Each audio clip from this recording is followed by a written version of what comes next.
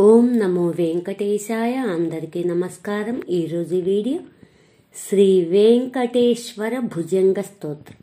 ఓం నమో నారాయణాయ. ఓం నమో భగవతే వాసుదేవాయ.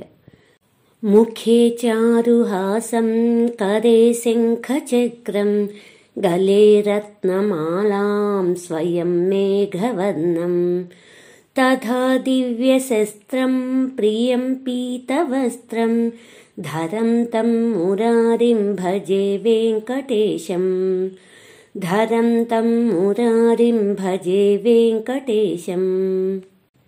సదా భీతిహస్తం ముదా జానుపాణిం లసన్మేఖలం రత్నశోభాప్రకాశం జగత్పాదపద్మం మహత్పద్మనాభం ధరం తం మురారిం భజే వెంకటేశం. ధరం తం మురారిం భజే వెంకటేశం.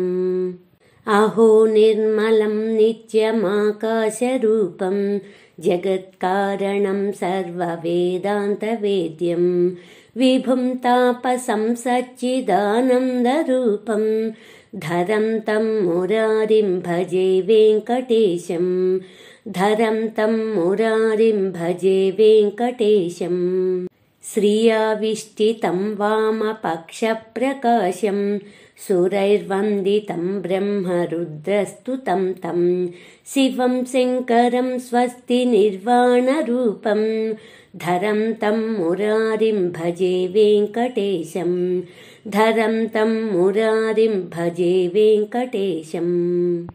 మహాయోగసాధ్యం పరిభ్రాజమానం చిరం విశ్వరూపం సురేశం మహేశం అహో శాంతరూపం సదా ధ్యానగమ్యం ధరం తం మురారిం భజే వెంకటేశం. ధరం తం మురారిం భజే వెంకటేశం.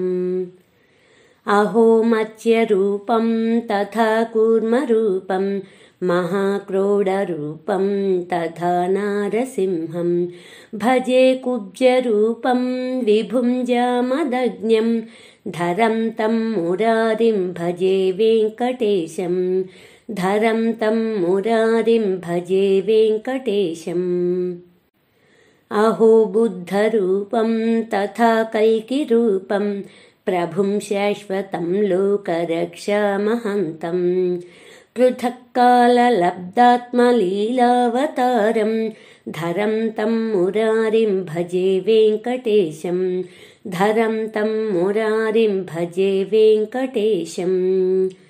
ఓం నమో భగవతే వాసుదేవాయ. ఇతి శ్రీ వెంకటేశ భుజంగం సంపూర్ణం.